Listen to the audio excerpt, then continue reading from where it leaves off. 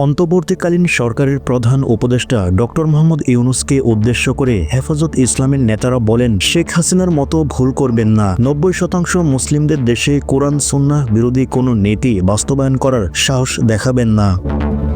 অনতিবিলম্বে প্রতিবেদনসহ নারী বিষয়ক সংস্কার কমিশন বাতিল ঘোষণা করুন। শাপলা চত্বরে সংঘটিত গণহত্যার বিচার নিশ্চিত করুন। শনিবার 3 মে নারী বিষয়ক সংস্কার কমিশন বাতিল সহ 4 দফা দাবিতে রাজধানীর সোহরাওয়ার্দী উদ্যানে সমাবেশ করে হেফাজত ইসলাম। আমির আল্লামা শাহ মহিবুল্লাহ বাবুনগরীর সভাপতিত্বে শুরু হওয়া সমাবেশে বক্তব্যে হেফাজত ইসলাম বাংলাদেশের নেতারা এসব কথা বলেন। সকাল 9 ঘটিকায় হেফাজত ইসলামের শীর্ষ পর্যায়ের নেতারা মহাসমাবেশ স্থলে পৌঁছান। শীর্ষ নেতারা সহ দেশ বরেণ্য উলামায়ে কেরাম মহাসমাবেশে বক্তব্য রাখেন। এ সময় বক্তারা বলেন, হেফাজত ইসলাম বাংলাদেশের স্বাধীনতার সার্বভৌমত্ব রক্ষায় জীবন দিতেও প্রস্তুত, কিন্তু কোরআন সুন্নাহ বিরোধী কোনো কর্মকাণ্ড বরদাস্ত করা হবে না।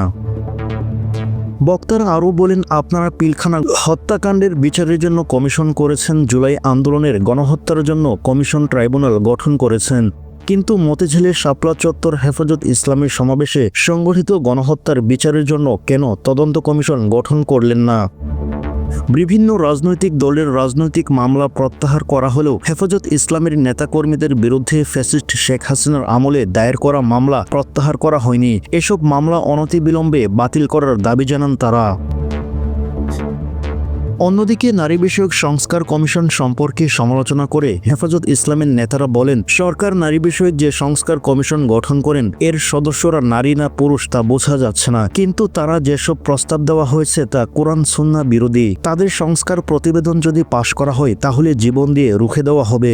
মার্চ টু ঢাকার কর্মসূচির ঘোষণা করতে বাধ্য হবে হেফাজত ইসলাম।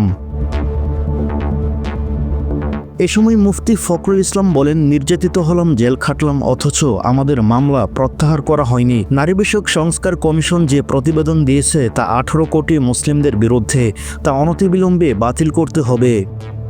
মহাসমাবেশ থেকে ফিলিস্তিন ও ভারতে মুসলিম গণহত্যা ও নিপীড়ন বন্ধে সরকারকে ভূমিকা রাখার আহ্বান জানানো হয়। তবে হেফাজত ইসলামের মহাসমাবেশে অধিকাংশ বক্তার বক্তব্য নারী বিষয়ক সংস্কার কমিশন ও প্রতিবেদনের বিরুদ্ধে অবস্থান স্পষ্ট করা হয়। ডেস্ক রিপোর্ট, বার্তা পোস্ট।